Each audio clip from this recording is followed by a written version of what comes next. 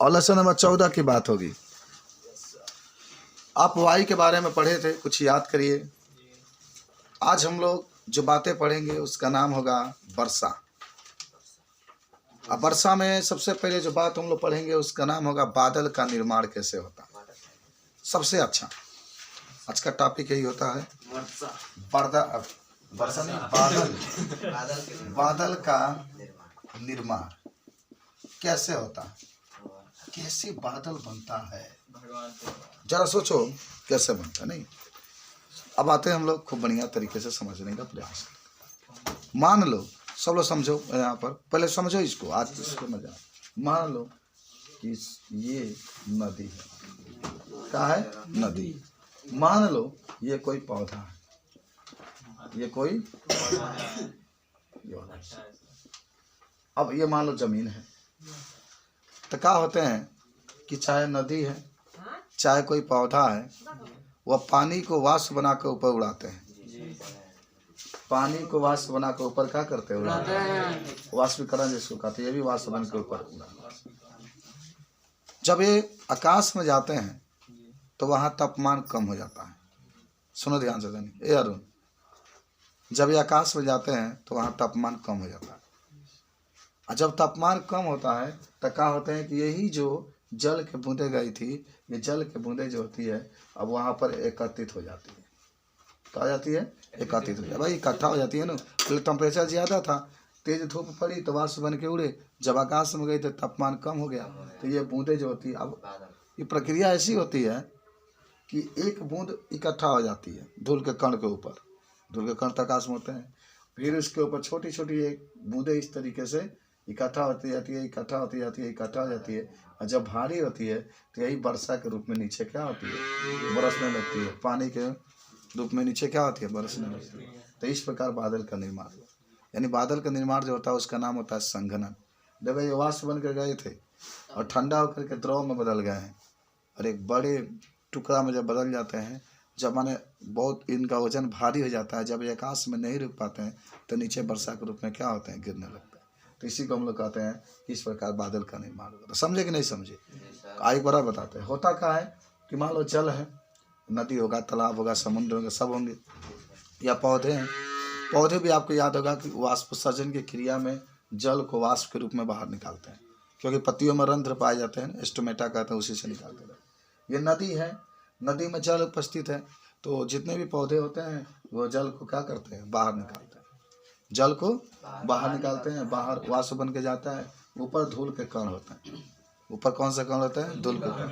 और उसी धूल के कण को जा कर के इकट्ठा होते जाते, इकट्ठा होते होते होते होते जब बहुत भारी हो जाता है, जब बहुत भारी हो जाता है ये कण, तो नीचे वर्षा के रूप में क्या होता है, गिर जाता है। इस प्रकार बादल का निर्माण होता है। बात समझे कि नहीं समझे? अब इसको लिख लें कि आप लोग को याद रहेगा हमेशा। समझ से गए होंगे, जो समझाए उसी बात को अब आपको लिखना है। लिखो बाबू, सब लोग लिखो। बादल का निर्माण कैसा होता है कि जब सूर्य का तेज प्रकाश, जब सूर्य का तेज प्रकाश, जब सूर्य का तेज प्रकाश किसके ऊपर पड़ता है, नहीं, नदी और पेड़। हाँ, जब सूर्य का तेज प्रकाश नदी या तालाब पर पड़ता है तो जल वाष्पीकरण की क्रिया द्वारा, वाष्पीकरण की क्रिया द्वारा वाष्प बनकर ऊपर जाते हैं, वाष्प बनकर ऊपर जाते हैं, तथा वहाँ संघनन के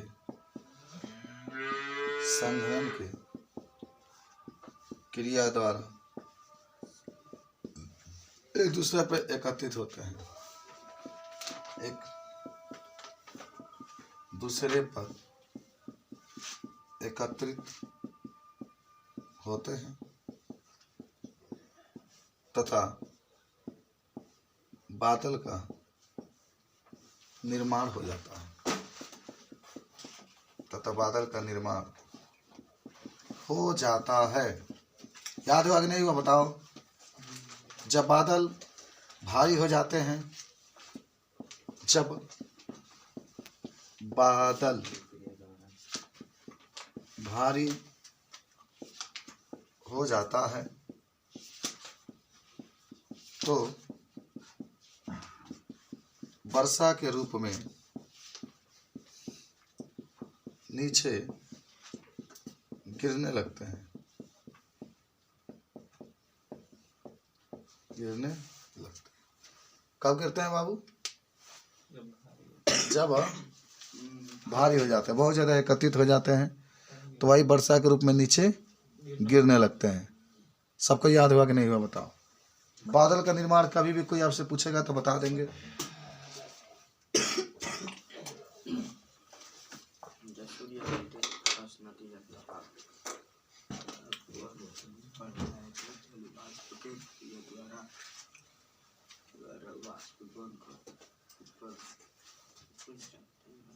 चलिए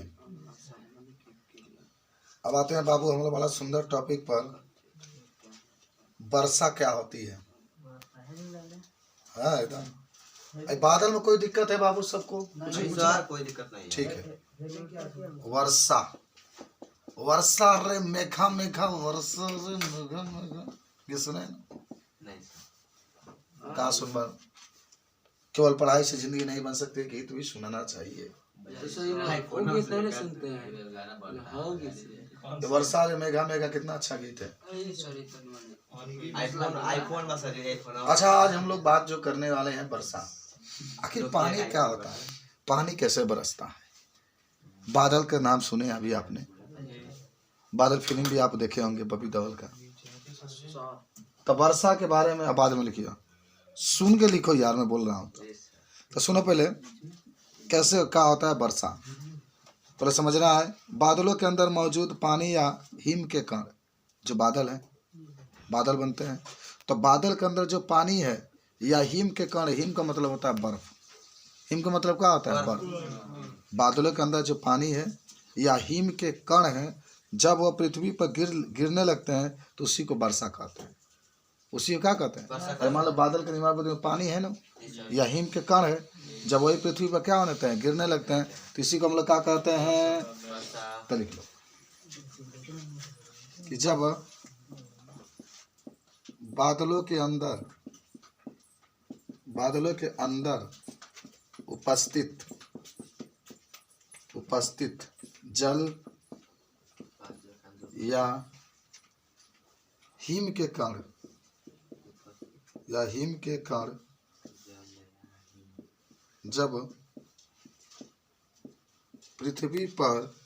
के कण जब पृथ्वी पर गिरने लगते हैं, तो इसे वर्षा कहते हैं। तो जब बादलों के अंदर उपस्थित जल या हिम के कण जब पृथ्वी पर गिरने लगते हैं तो इसे वर्षा कहते हैं। Good morning. इसे क्या कहते हैं हम लोग? वर्षा कहते हैं।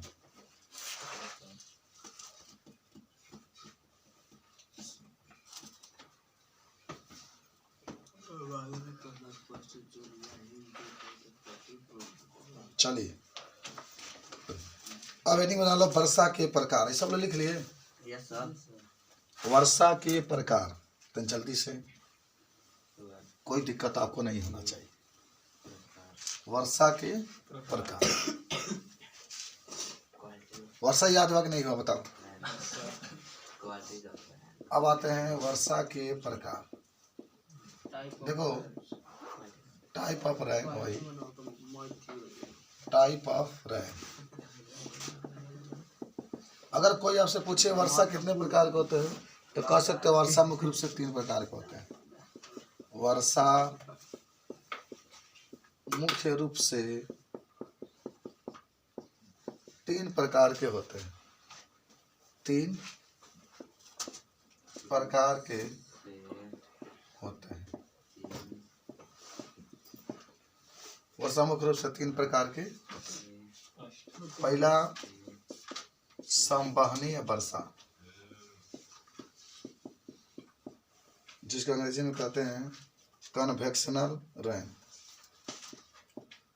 Convectional rain. चलो देखो, ये वर्षा क्या होता है? संवहनीय रेन, संवहनीय वर्षा, जिसको अंग्रेजी में कन्वेक्शनल रेन कहते हैं। धरातल के निचले स्तर पर उपस्थित नम हवा, नम का मतलब होता है जिसमें नमी है, नम हवा गर्म होने पर ऊपर चली जाती है, ऊपर फैलती है। ऊपर जाते वक्त वह ठंडी हो जाती है, जिसके कारण वह कुछ आर्द्रता नीचे गिरा देती है। इसी को हम लोग कहते हैं संवहनीय वर्षा। इसी को हम लोग क्या कहते हैं? संवहनीय वर्षा। मैंने क्या कहा? पहले समझो, पहले खूब बढ़िया समझो। ये मान लो पृथ्वी है, मिटा देना ये नीचे वाला। जैसे मान लो कि ये पृथ्वी है, ठीक है, ये पृथ्वी है, और हुआ क्या इस पर कि पृथ्वी है और पृथ्वी पर नम हवा उपस्थित है, नम वायु। नम का मतलब होता है नमी, इसके अंदर नमी है, इसके अंदर जल है। जब हवा का होती है गर्म हो जाती है, जब हवा का होती है, जब गर्म कोई भी चीज होता है तो ऊपर उड़ता है। क्या होता है? ऊपर उड़ता है। तो जब ये गर्म होती है तो अपने अंदर जो नमी होगी, जो मान लो आर्द्रता होगी, आर्द्रता माने भी नमी होती है, वो पृथ्वी पर नीचे क्या करती है? गिरा देती है, पृथ्वी पर नीचे गिरा देती है। इसी को हम लोग कौन सा वर्षा कहते हैं? संवहनीय वर्षा। बात समझे? पहले नीचे पृथ्वी माने हवा रहेगा, उसके अंदर नमी रहेगा, जब उसका ताप बढ़ जाएगा तो ऊपर क्या हो जाएगा? उड़ जाएगी। अच्छा, ऊपर उड़ेगी, गर्मी है तो उसके अंदर से कुछ माने आर्द्रता को, कुछ नमी को नीचे गिरा देती है, उसी को संवहनीय वर्षा। तो लिख लो इसको कि जब नम वायु धरातल पर आती है, धरातल पर आती है तथा जब यह गर्म हो जाती है, तथा जब यह गर्म हो जाती है तो यह ऊपर की तरफ जाने लगती है, ऊपर की तरफ जाने लगती है, जिसके फलस्वरूप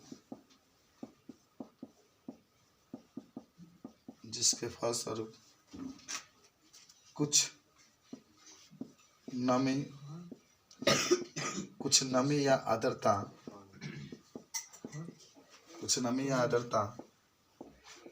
पृथ्वी पर गिरा देती है, जिसे संवहनीय वर्षा कहते हैं। संवहनीय वर्षा कहते हैं। सब लोग याद करो, मुझवानी याद करो। आर्द्रता माने नमी होता है बाबू। पृथ्वी के पास जो हवा बह रही है, उस हवा में नमी है, लेकिन होता क्या है कि वो जब गर्म होती है तो ऊपर उड़ जाती है। जब ऊपर जाती है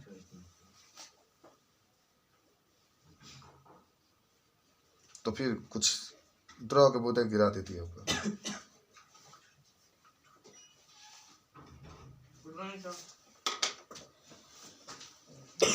दूसरा लिखना है बाबू, पर्वतीय वर्षा। पर्वतीय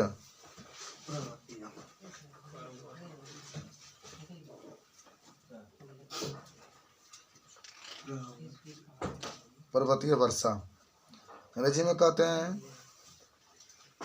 ओरोग्राफिक का रेन।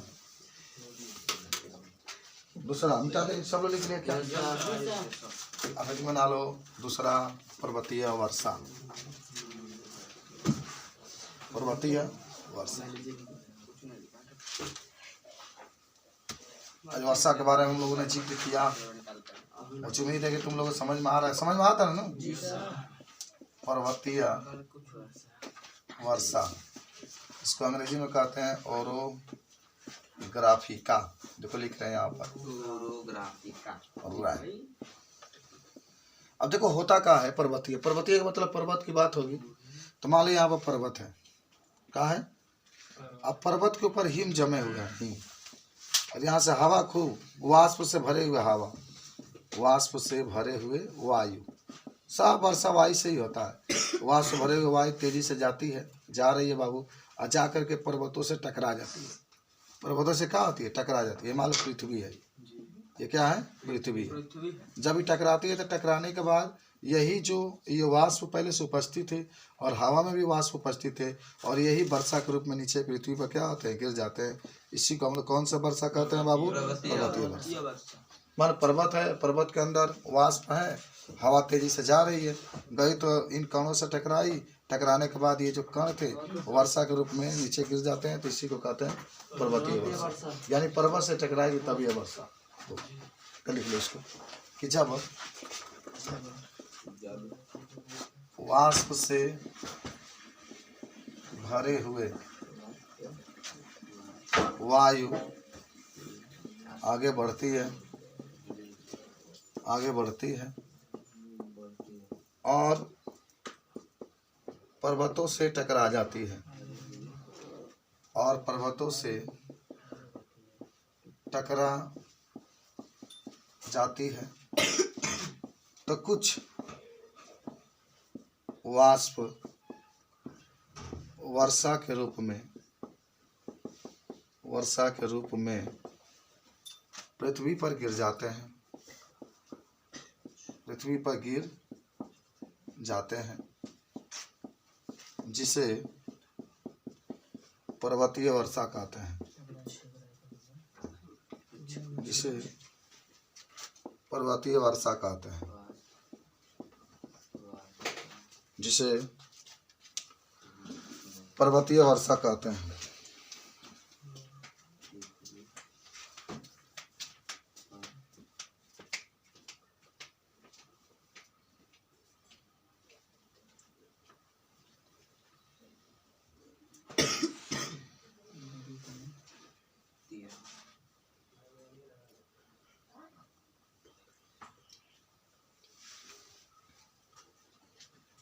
और तीसरा होता है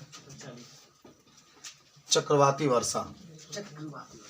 मिटा देना, तीसरा जल्दी से लिख लो, चक्रवाती वर्षा, चक्रवाती वर्षा,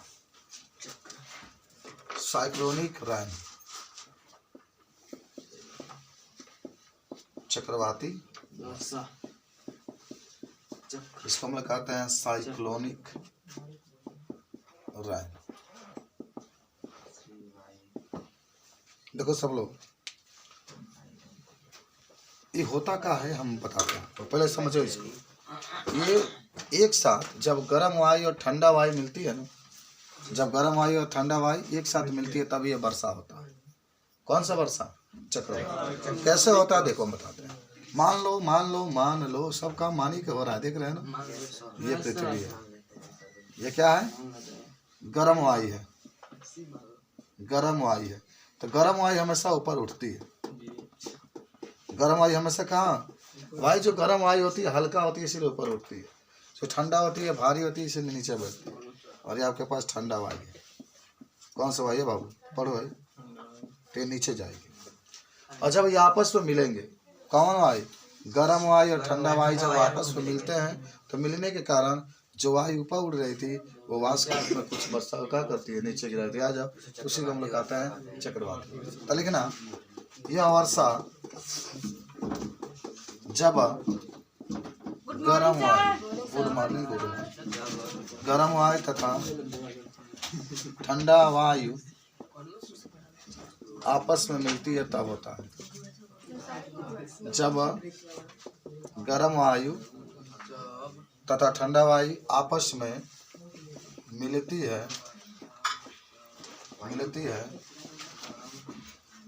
तब यह वर्षा होता है, तब यह चक्रवाती वर्षा लिखना, तब यह चक्रवाती वर्षा होता है।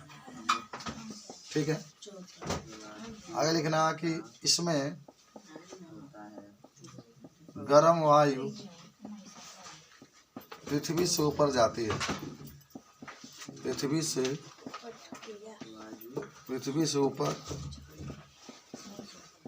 ऊपर जाती है तथा ठंडा वायु पृथ्वी के तरफ आती है तो ऊपर जाने वाली वायु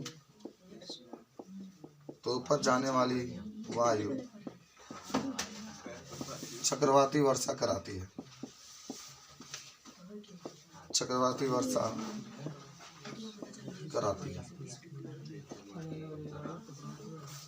ऊपर जाने वाली वायु चक्रवाती वर्षा कराती है।